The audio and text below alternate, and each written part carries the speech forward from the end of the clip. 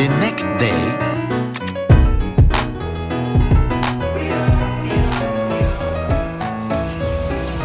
Assalamualaikum warahmatullahi wabarakatuh.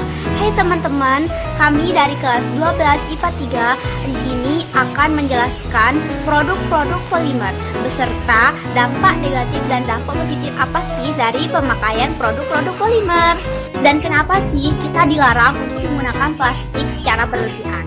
Dan kami di sini akan memberitahukan kepada teman-teman plastik-plastik apa yang bisa menghasilkan uang. Dan terakhir, kami akan memberitahukan kepada teman-teman tips pada saat berbelanja agar tidak menggunakan plastik secara berlebihan.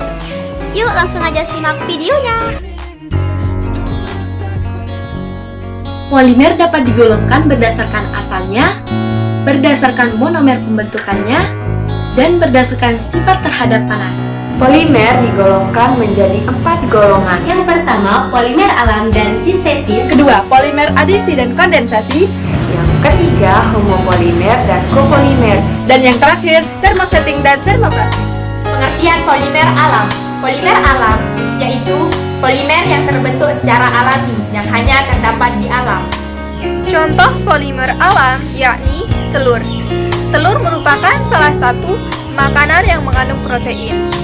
Rata-rata, sebutir telur mengandung 6-7 gram protein, akan tetapi kandungan protein tersebut tergantung pada ukuran telur.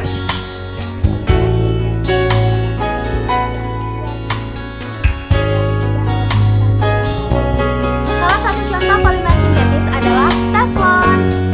Nah, teflon ini diciptakan oleh Roger Blanchett pada tahun 1938 dan diperkenalkan sebagai produk yang dikomersialkan pada tahun 1946. Senyawa ini merupakan fluoropolimer termoplastik. Polimer adisi terbentuk melalui bergabungnya monomer-monomer secara langsung melalui reaksi adisi. Monomer yang dapat membentuk polimer adisi harus memiliki ikatan rangkap dua. Contoh polimer adisi dalam kehidupan sehari-hari yaitu VFC atau pipa air. Polimerisasi kondensasi adalah proses pembentukan polimer penggabungan molekul koaksial lewat reaksi yang melibatkan reaksi atau tanpa diikuti lepasnya molekul kecil. Contoh polimer kondensasi adalah nilon. Nilon jika dimodifikasi dapat menjadi baju, dapat menjadi gelang, dapat menjadi pajangan, dan masih banyak lainnya. Homopolimer merupakan polimer yang tersusun dari monomer-monomer sejenis yang diproduksi secara langsung dalam sebuah reaktor. Contoh homopolimer yang saya baca saat ini yaitu isolas. Polimer adalah polimer yang dibentuk oleh monomer yang berbeda lebih dari satu jenis monomer pembentuknya. Kopolimer mempunyai contoh yaitu dakron. Dakron ini bisa membuat boneka, poros, dan mainan kunci. Thermosting adalah polimer yang tidak bisa dibentuk ulang setelah dipanaskan. Hal ini dikarenakan bahan termos memiliki ketahanan terhadap suhu tinggi, sehingga tidak meleleh saat terkena panas yang berlebih. Contoh termoplastik yaitu apabila dipanaskan akan menjadi keras. Termoplastik adalah jenis plastik yang menjadi lunak jika dipanaskan dan akan mengeras jika didinginkan. Proses ini bisa dilakukan berulang kali. Nama termoplastik sendiri diperoleh dari sifat plastik yang bisa diproduksi ulang dengan cara pemanasan. Di sini saya sudah menyiapkan 2 contoh termoplastik. Yang pertama adalah botol plastik dan yang kedua adalah kantong plastik.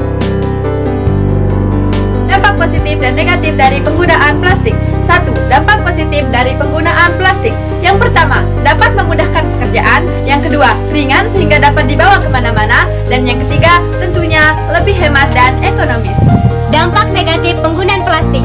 Yang pertama, penggunaan plastik secara berlebih akan mengakibatkan penumpukan sampah karena sulit untuk diurai. Yang kedua, penumpukan plastik akan mengakibatkan banjir dan tanah longsor. Yang ketiga, penumpukan plastik akan mengakibatkan pencemaran lingkungan, yaitu pencemaran tanah, sungai dan laut yang akan merusak ekosistem di dalamnya. Yang keempat, makanan yang dikemas menggunakan plastik tidak baik untuk kesehatan karena dipengaruhi oleh zat-zat yang terkandung di dalam plastik. Yang kelima, apabila sampah plastik dibakar, maka asapnya mengandung dioksin yang apabila dihirup oleh manusia maka akan mengakibatkan sesak napas, kanker, pembengkakan pada hati, dan gangguan sistem syaraf. Mengapa kita tidak boleh membungkus makanan dengan kantong plastik, terutama makanan yang dalam keadaan panas? Karena di dalam kantong plastik terdapat berbagai macam komponen kimia, salah satunya adalah BPA. BPA merupakan komponen yang terdapat di dalam sebagian besar plastik, terutama di botol plastik, minuman kaleng, dan botol minuman bayi.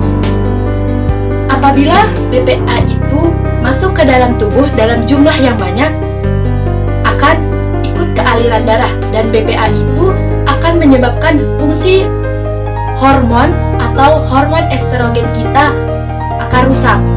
Dan BPA merupakan salah satu penyebab berbagai penyakit yang timbul di dalam tubuh manusia, terutama seperti kanker, mengganggu fungsi daya tahan tubuh, seperti pubertas, dan lain-lain. Nah, teman-teman, di sini aku sudah membawakan kursi plastik yang dimana kursi plastik ini bisa loh kita untuk menghasilkan uang. Ketika dia rusak, kita bisa menjualnya dan bisa didaur ulang, dan kita akan mendapatkan upah dari penjualan tersebut. Plastik bekas yang bisa dijual. Plastik yang dapat dijual yakni toples. Toples adalah tempat makanan seperti roti supaya roti tersebut tetap renyah. Contoh plastik yang dapat dijual adalah botol bekas besar. Botol bekas besar ini jika dijual dapat bernilai uang. Barang plastik yang bisa dijual adalah sarung. Contoh plastik yang bisa dijual kembali yaitu salah satunya ember. Ini adalah tote bag yang praktis dan mudah dibawa kemana-mana. Kalian bisa memanfaatkan ini untuk membawa barang bawaan kalian dengan jumlah banyak sehingga kita bisa mengurangi penggunaan kantong plastik. Assalamualaikum warahmatullahi wabarakatuh.